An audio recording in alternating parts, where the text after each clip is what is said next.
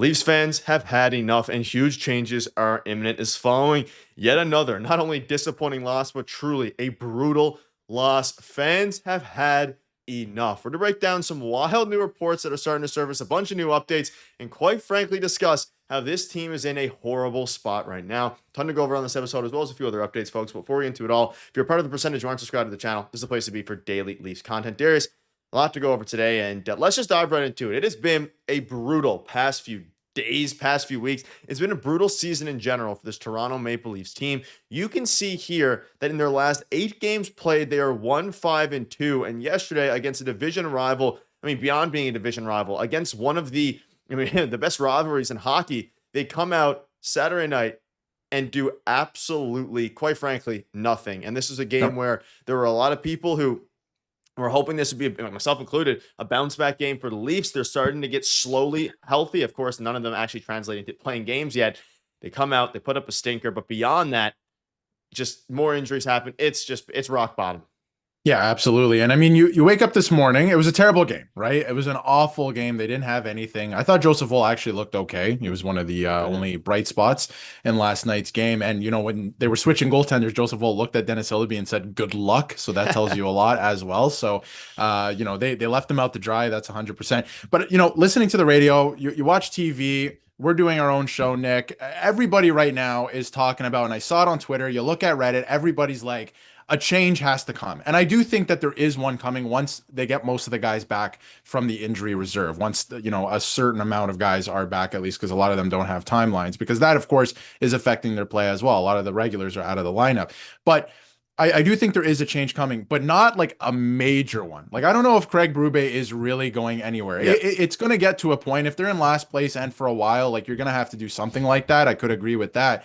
But guys, the problem is the same problem it's always been. It's the give and F meter, like I've been talking about on the channel. Why did they lose last night? They didn't show up to play. They're not bought into this system. Berube is handing them the map. If you listen to some of Cristiano Ronaldo's interviews, he says it. I can hand you the map, but if you don't want to follow the map, you're not going to get where you want to go, right? So he's handing them the map. He's saying, if you play this type of hockey, you will find success. We will find success in the playoffs. And it has people on Twitter reminiscing about Mitch Marner, Kyle Dubas. Guys, what are we doing? That didn't work. It didn't work. We know it didn't work. And we were yelling at the top of our lungs for change. And now we're here. And this team, this group of players, is not bought into what Craig Berube is doing. Now, you can make the argument that maybe they want to make a coaching change and somebody else will come in and they can play, different stylistically, something that's closer to how these players want to play. You're not going to find success. You're not going to go where you want to go and win a Stanley Cup. So that's fine. Maybe they make a change like that and they play a little bit better the rest of the year.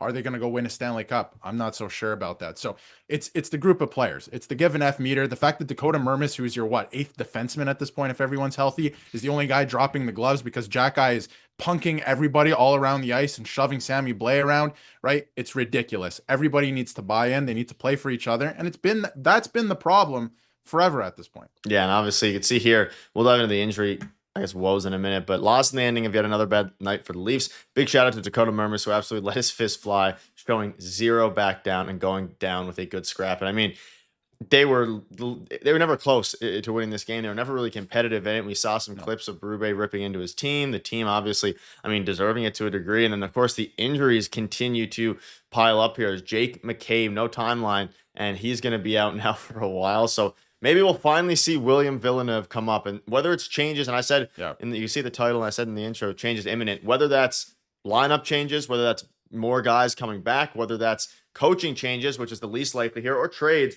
something is going to change here. I don't think, they've lost so many games now in a row. They've lost 7 of their last 8. It is they're in a horrible spot. And guess what? They're about to be dead last in the Eastern Conference, which, all that being said, I still have some faith. I think the team is going to turn it around at some point. But William Nylander spoke out on Joseph Woll getting pulled despite standing on his head tonight. He said, that's more of a wake-up call for the team. He was standing on his head. He played an unbelievable game. It's more for the rest of us to wake up. And I think at this point, obviously, the Mitch Marner stuff, him leaving the team doing bad, it's always going to be a storyline. It's always going to, unfortunately, be kind of taking over the headlines of things. Even though he did give up, I believe it was yesterday, basically the game in overtime, which doesn't matter to us as Leafs fans now. Yeah. But Wall's playing well, the team's not stepping up, and then now you have Craig Berube saying, until we decide to dig in and play the right way for 60 minutes on a consistent basis, it's going to be hard to pull yourselves out of anything. And they're obviously talking about the fact that they're about to be dead last in the Eastern Conference, which, given the lineup, yes, they've been dealing with injuries, is ludicrous.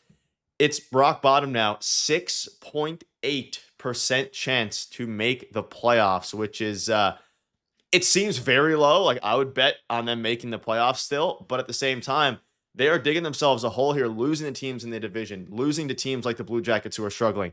Horrible, horrible, horrible. And yesterday was kind of the pinnacle of just how bad this team truly has been this year. And it was in front of a rocking crowd down there in Montreal.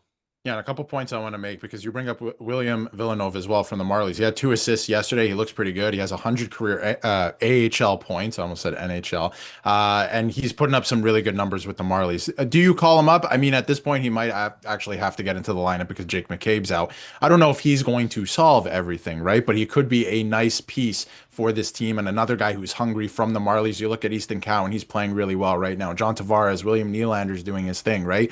But they all need to be doing their thing. And I think the Leafs have way too many of the same players right now. And it's not that they're not supposed to be that way. That was not what was supposed to happen, right? They were supposed to come in and give you different things. And everybody's just doing the exact same thing right now, which is a problem in minor hockey in Toronto in general. But that's a story for another time as well. But they're just all doing the exact same thing, right? The other point I wanted to make, I don't want to defend the coaches 100% because you do have to get your team up to play, right? So that second period that Craig Berube is talking about specifically, because they didn't play all 60 minutes. I mean, I don't even know if they played. I mean, they played a good like first 10 minutes, I guess. They started well, but they did not even play close to a good 60 minutes. That second period for a long time now has plagued them. They've been horrible. They need to figure that out. That is a little bit on the coaching staff as well. The power play looks abysmal. If you watched the game last night, look at Montreal's power play. Look at Edmonton's power play. The Leafs, when healthy, have skill like that in the lineup on paper. There's no movement. There's no killer instinct. They don't look dangerous at all, right? If you look at Montreal's power play, they're playing with their food, right? Like they're creating chances, they're skating, they're moving around. There's a lot of movement on the power play. The Leafs